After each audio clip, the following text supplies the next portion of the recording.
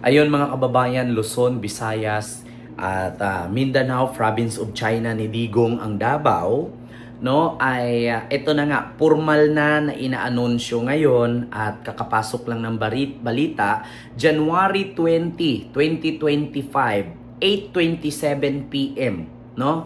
So, ayan, kahapon po. Dalawang vlogger kabilang na ang dating mamamahayag na si G. Sonsa kinasuhan ng cyber libel ng CIDG chief na si Nicolas or General Torre. According po ito mga kababayan, Luzon, Visayas and Republic of Mindanao Province of China ni Digong, no? Kinasuhan po kasi ng CIDG ng inciting sedition itong si Dado. Kung naalala nyo po, si Dado po ay isang tawag dito, retired or ex-military. Actually, hindi daw ito retired. Nag-ano daw ito nag-resign. Resign, retired, resign. Magkaiba ang resign, magkaiba ang retired. Kung naalala ninyo si Dado, isang ex-military na naghamon, no, na papatayin daw lahat ng mga pro-BBM vloggers, pamilya ng pro-BBM vloggers, at especially si Pangulong Bongbong Marcos, anak ni Pangulong Bongbong Marcos, ay ipapatugis daw at papatayin.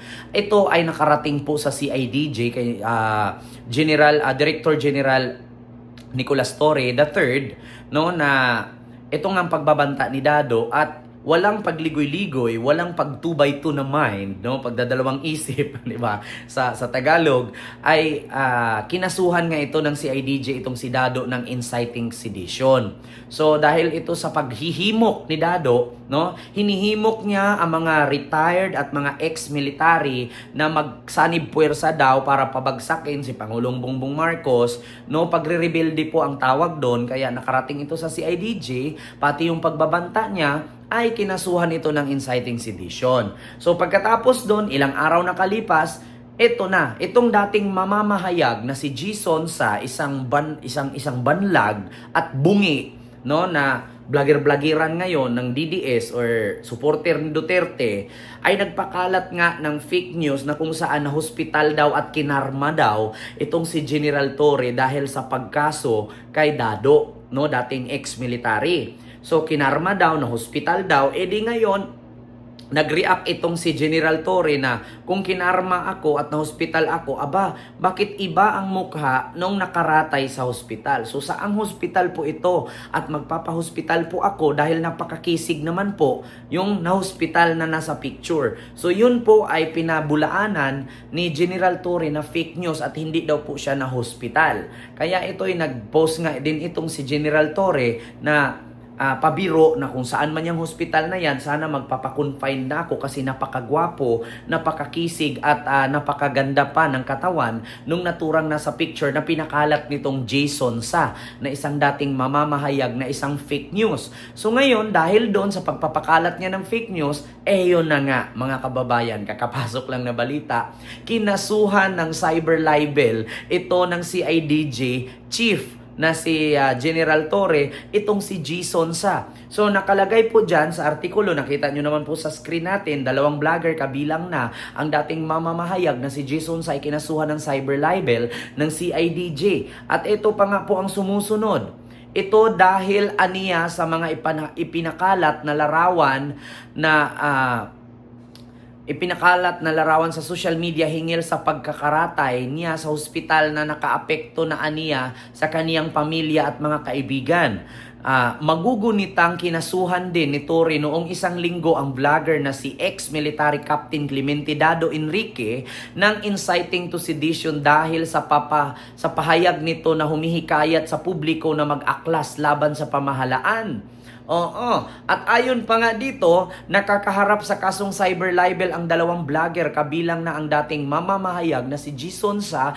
Ito ang kinumpirma ng Criminal Investigation at Detection Group or CIDG Director Police Brigadier General Nicolas Torre III ngayong hapon kasabay sa kanilang ika-72 anibersaryo. Ayon kay Torre, ilan lamang ang dalawa sa mga sinampahan nila ng kaso dahil sa pagpapakalat ng maling impormasyon laban sa niya.